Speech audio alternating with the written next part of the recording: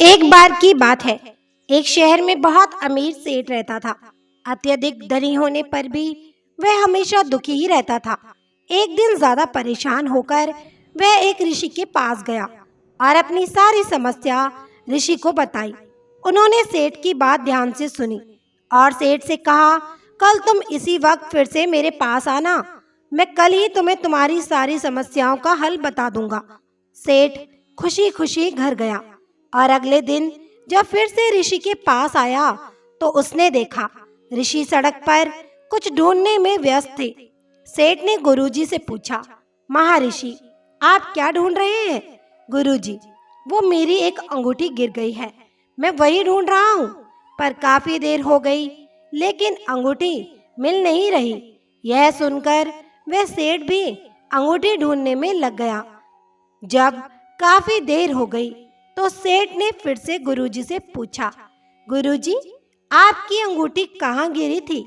ऋषि ने जवाब दिया कि अंगूठी मेरे आश्रम में गिरी थी, पर वहाँ काफी अंधेरा है, इसलिए मैं यहाँ सड़क पर ढूंढ रहा।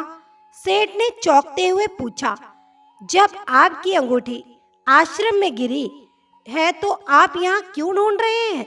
ऋषि ने मुस्कुराते हुए कहा, यही तुम्हारे कल के प्रश्न का उत्तर है। खुशी तो मन में छुपी है, लेकिन तुम उसे धन में खोजने की कोशिश कर रहे हो, इसीलिए तुम दुखी हो। यह सुनकर सेठ ऋषि के पैरों में गिर गया।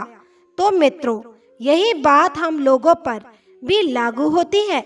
जीवन भर पैसा इकट्ठा करने के बाद भी इंसान खुश नहीं रहता, क्योंकि हम पैसे कमाने में इतना मगन हो जाते हैं और अपनी खुशी आदि सब कुछ भूल जाते हैं। स्वामी विवेकानंद का कहना है कि समस्त ब्रह्मांड हमारे ही इस शरीर के अंदर विद्यमान है, जबकि हम जीवन भर इधर उधर भटकते रहते हैं। सत्य बोलना, परोपकार करना, अच्छी सोच रखना बहुत बड़ा सुख है, लेकिन हम सही जगह अपनी खुशियाँ ढूंढ ही नहीं रहे हैं। सागर हमारे सामने है और हम हाथ में चम्मच लिए प्यासे खड़े हैं। केवल पैसा कमाना ही सुख नहीं है। मित्रों, अच्छे कर्म करो, माता पिता की सेवा करो और हमेशा दूसरों के हित में सोचो। फिर देखो, जो आपको मिलेगा वो अतुलनीय होगा। यही इस कहानी की सीख है। आपको कहानी कैसी लगी कमेंट करके जरूर बताएं और भी अच्छी शिक्षाप्रद कहानियों के लिए चैनल को सब्सक्राइब जरूर करें। धन्यवाद। खुश रहिए, स्वस्थ रहिए।